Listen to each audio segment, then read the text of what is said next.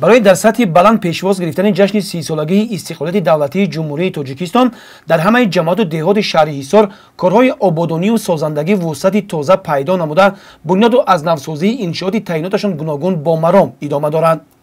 در جماعت دهات الماسی شهر حصار نیز کارهای آبادانی و سازندگی، تعمیر و تجدید و ساختمان انشاءات تعییناتشان گوناگون در نظر داشته شده است. عین حال ساکنان در همکاری مقامات اجرایی حاکمیت دولتی و مؤسسه دولتی نگهداری راههای اتومبیلگرد شهر حصار راههای منطقه را تعمیر جاری می‌نمایند.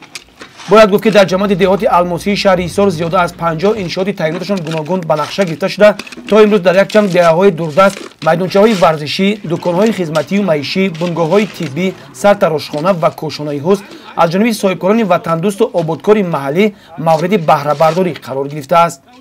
در همه دهه‌های جماعت دهات الماسی آبادی و سازندگی رفته ایستاده است. از جمله در جماعت دهه توتکه که من راههای ماشینگذاری بین همین جماعت دهات الماسی است، قومفرش کرده شده ایستاده است.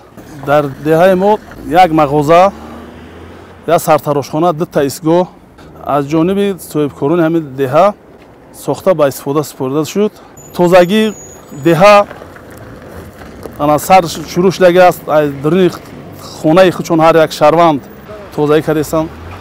از جانب کارمندان جماعت گروه‌های کاری تشکیل نموده با گذراندن کارهای سنجشی و فهماندهی خانه به خانه جهت صرفه‌کارانه استفاده برای نیروی برق و پیشگیری سوختار به سمع اهالی تاکید می‌دارند که صرفه‌کارانه و مقصدناک استفاده بردن از هر کیلووات ساعت آن به اسرافکاری راه ندادن و در زمینه دستور سپارش‌های حکومت جمهوری تاجیکستان همه روزه از تمام امکانات‌ها ثمرناک استفاده برند.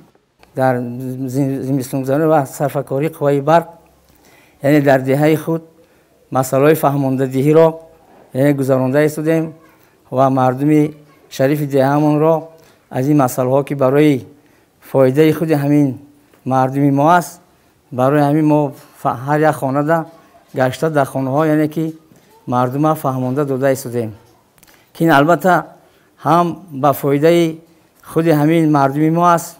امروز ها مردم ما از نمود سوزشوارهایی یعنی هزوم و این چنین انگشت و از کمور همینو استفاده میبرند. باید قید نمود که مردم منطقه علاقه درک نمودند که قوه برق را ثمرناک و مقصدناک استفاده برده بودجه عائله خود را غنی گردانند. از این لحاظ آنها بیشتر از انگشت و هیزم و گاز مایع استفاده میبرند. گزارش خورشید حلیموف، سایل نور عبدالرسولov از شهر حصار برای برنامه اطلاعاتی نوید.